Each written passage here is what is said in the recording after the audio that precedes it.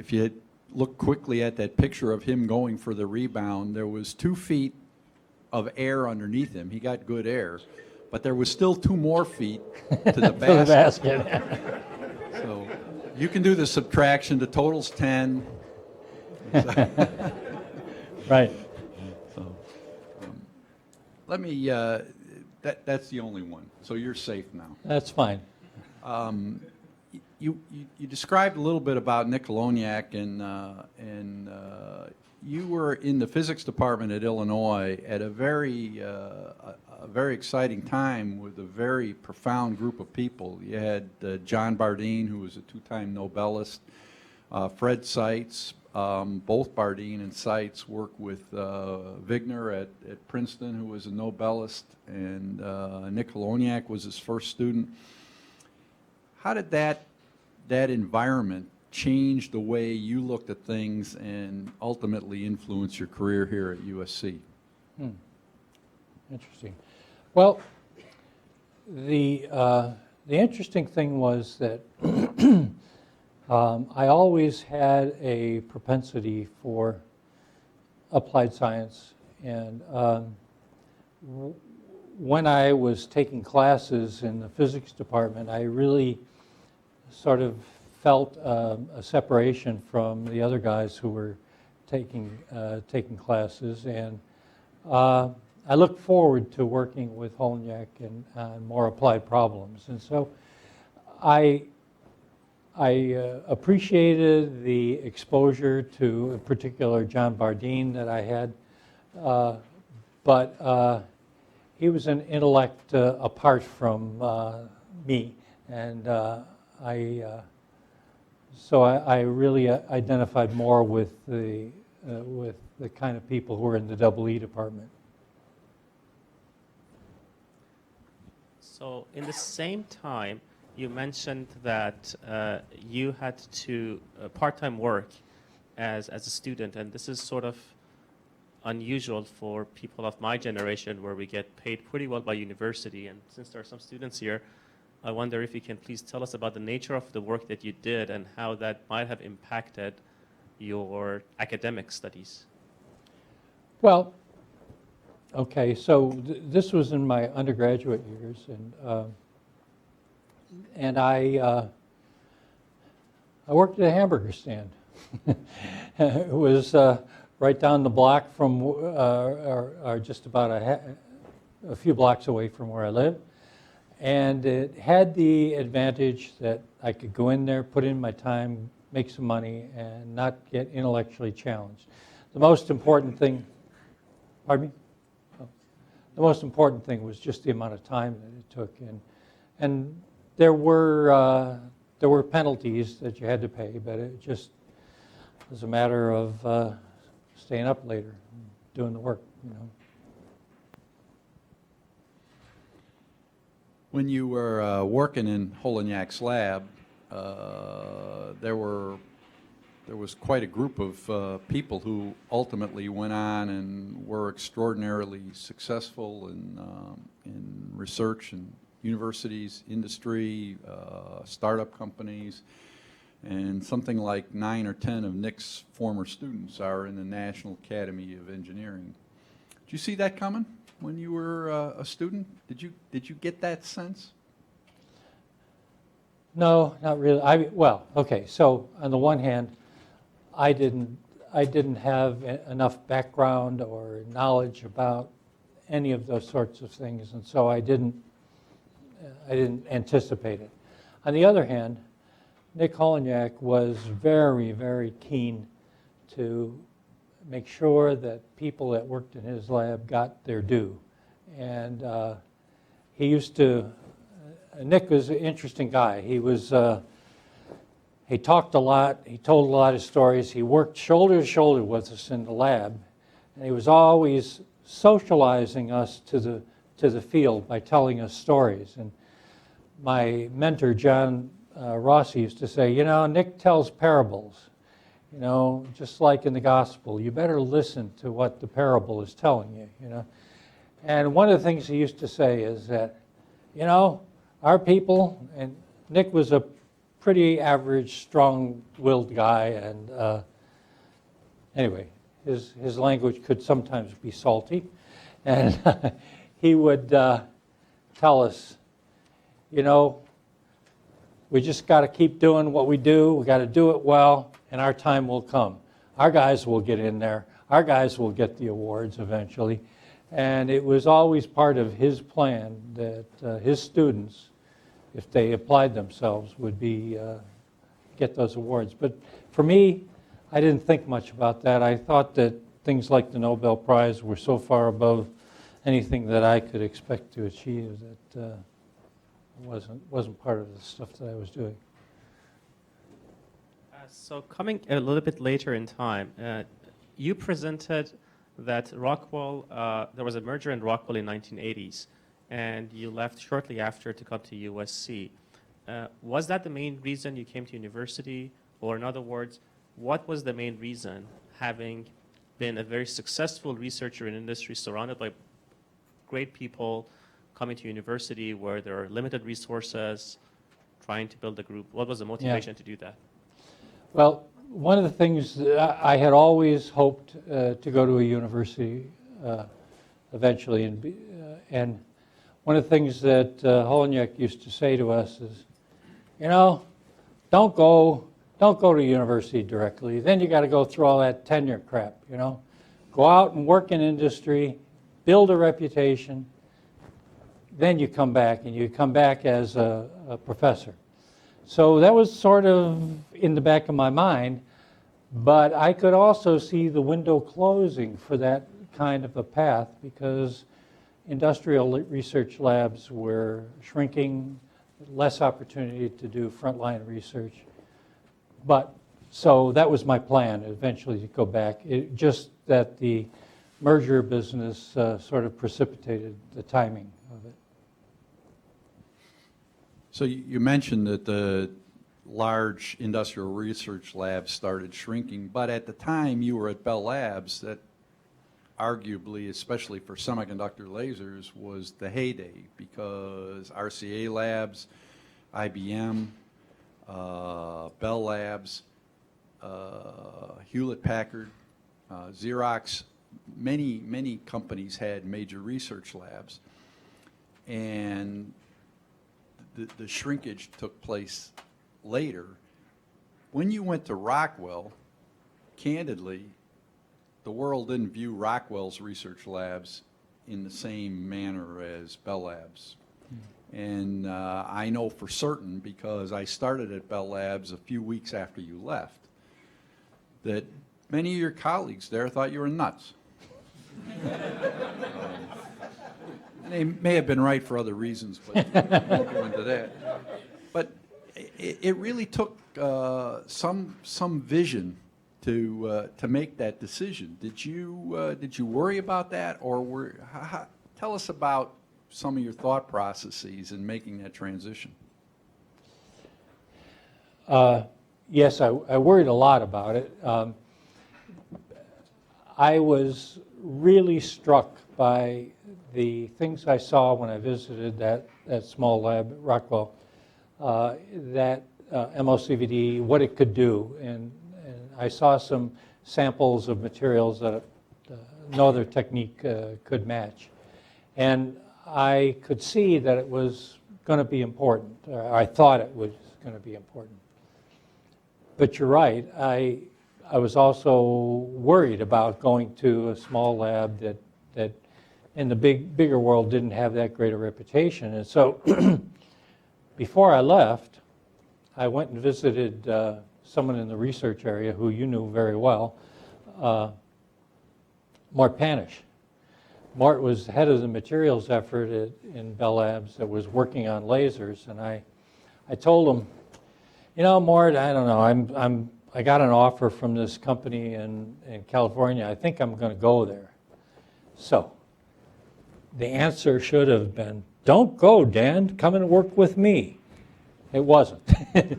He said to me, you know, I got this guy Coleman starting in a couple of weeks, and I got Wan Sang starting in a couple of weeks.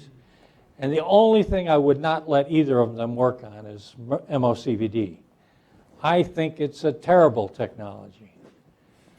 Oh, I remember just feeling really concerned. And then my former department chair called me into a meeting. He said, look, Dan, you know, this may not work out, and if it doesn't, please just give me a call, and you've got a job here whenever you come back, you know. And so it wasn't like I had a lot of confidence going there, but I was pretty certain that the technology was going to be a good one. And it's interesting because sometime later, I met Mort Panish at a conference, and he thanked me for going to Rockwell and said, you know, it was really important that you did that, and it made a difference. And I really appreciated that. He was actually one of my big supporters for National Academy. So now, coming to USC, I wonder how did your academic research and advisement philosophy evolve over time? Especially, I mean, and how did it, first of all, how were you influenced by your former advisor and by your industrial experience, and how did it evolve from student number 1 to student number 50? That's a tough question. I don't know that I had a philosophy coming here. You know, I learned from my dad that you got to work hard. And in terms of research, I tried to impress that on my students, that you got to work hard. In fact, they'll all laugh when I tell this story. I used to give little pep talks at group meetings and tell them about, you know, when you're doing research, you know, you get close to a result, and, you know, it's easy to back off at that time. That's when you have to push hard, and you got to have killer instinct, you know, and they're all probably laughing now. So I used to bring donuts in on Saturday to reward those who showed up and encourage those who didn't to come. And Dave Sunderland is not here. Dave was a little bit more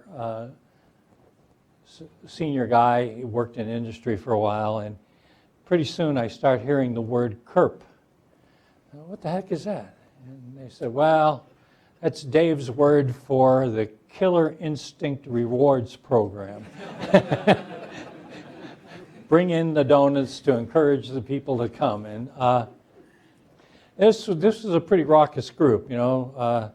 We had some people who came back from industry, and they disrupted their lives to come back and do graduate research. And one person in particular, his wife wasn't happy about that transition and wanted him to be home at a certain time, at 5 o'clock. Well, it didn't jive with the culture of the groups. So somebody made a clock that had all fives on the clock so that he could always say that he came home at 5 o'clock. But anyway, so as far as academic, you know, I don't know. Mostly I feel like we're here to convey what knowledge we have, and I tried to do that through the classes I taught and through, you know, the group leadership. And I think it's been reasonably consistent.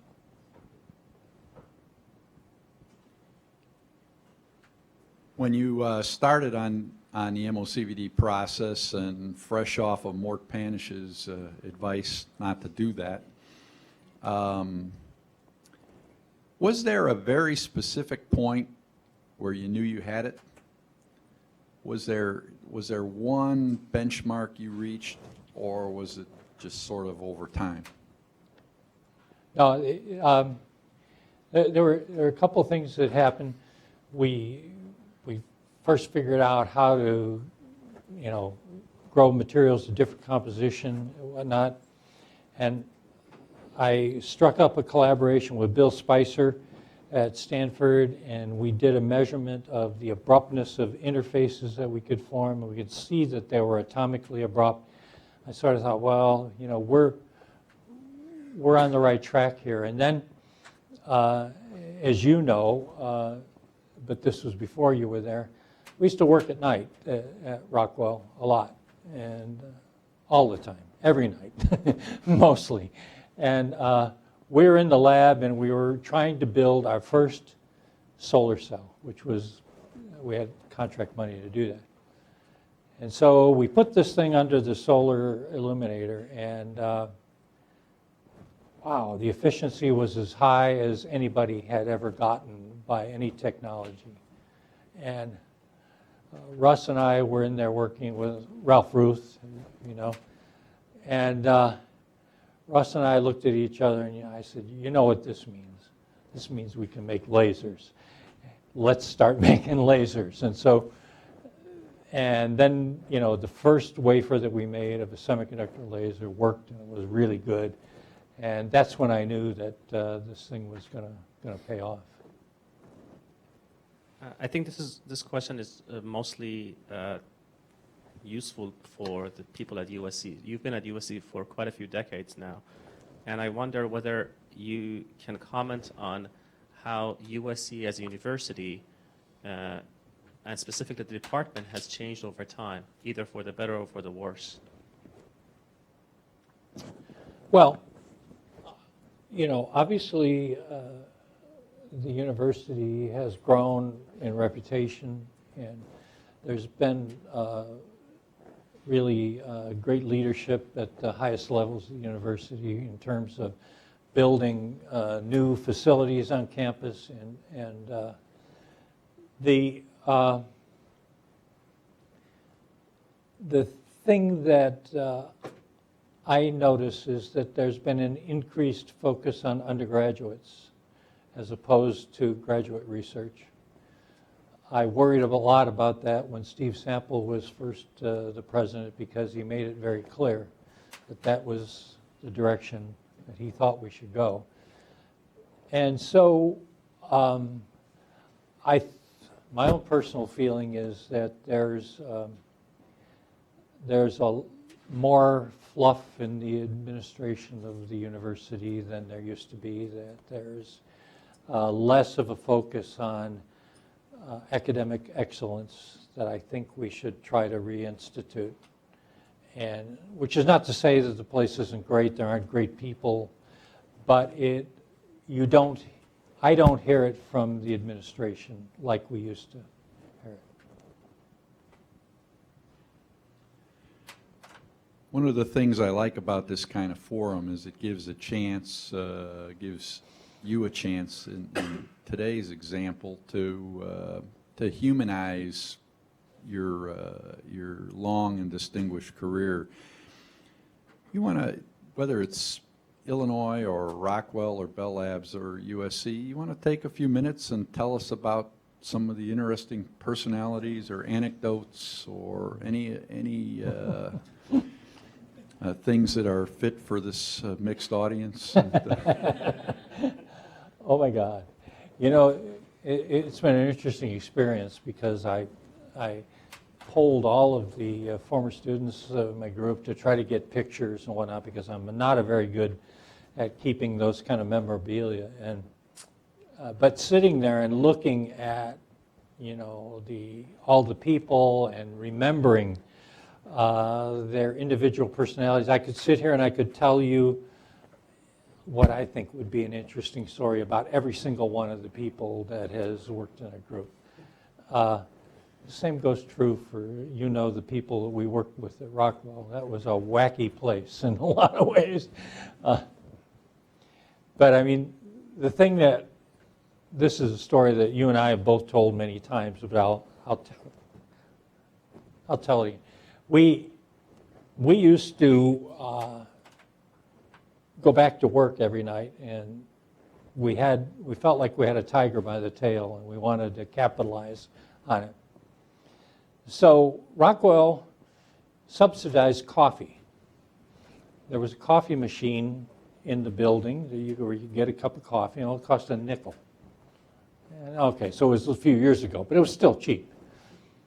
And so after working for a while, we would often decide to go have a cup of coffee and stand around a coffee machine. And of course, had to make it interesting, so we would do some wager to be able to subsidize. Anyway, we had one particular fellow in the group who was really a super guy, but quite naive. And when he gets in the hands of a person like Jim Coleman, the poor guy is in trouble. So we worked out a sequence where we would flip coins and match coins, and the person who was the odd one out would have to pay for the coffee. So we'd start out with maybe a few people, and we'd go over the coffee machine, we'd flip. Jim and I worked out a way of signaling one another what we were going to. And so I'd go like this, or he'd hit his leg, and it would mean either heads or tails. And so you could flip a coin, you could look at it in your hand, and then manipulate it to come out what the agreed was. So we were winning these coffee flips time after time after time. And this guy, Ken, was saying, man, we really have a streak of bad luck here. You know, yeah. So Jim started tallying the odds of this happening. Right? Pretty soon, the word got around the building that we had this scam going on. So we'd walk down the hall to get a cup of coffee, and people would flood out of their office to come and partake of this scam. I remember multiple times when we would have 10 or 12 people standing around in a circle flipping coins, everybody coming up with the same thing except Ken. And he'd look and he'd say, oh my God. If he would happen to get the same thing as we'd all agreed on, then we'd change the signal and flip again, and then he'd come up short. So we kept track of how much money that we were, it wasn't, finally I was getting a little concerned because he was a guy in the group that I was leading. I felt he's going to be upset and feel put upon when we tell him. So at a group meeting one day I said, Ken, this has all been a scam. No, it can't be. No, really, Ken, it's a scam. So we had to get the whole group up and do the flip and show them, oh my God, and I was just calling my dad last week in Pennsylvania to tell him what bad luck I'm in. He was a character, a good scientist, but kind of a character. I know you remember that. Kathy's pointing to me that the time is running out. I'll just Yeah. ask one last question, and that's about your family. So you were married and had a kid as a PhD student, and for most of us, PhD student is a full-time job as it is. And then you were just saying that you had nights that you would not go home or you would sleep at work, etc. So what is the role of your family? How did they cope with this kind of a lifestyle? Mostly supportive, and we would just look at the light at the end of the tunnel, and Pat trusted that I needed to do what I needed to do, at least in graduate school, I think. And actually, many of the times I was working on problem sets, for example, in this little bedroom desk that I had, and keeping her awake because of the light. And then when I went back to the lab, I would usually come back at home at 10:30 or so, so it wasn't like I was out all night or anything like that. But I'm sure that she could tell many stories that would sound less positive than the way I'm portraying it. But she's a soldier and a good pal. All right. Thank you very much. Let's please thank Professor Dapkus once again.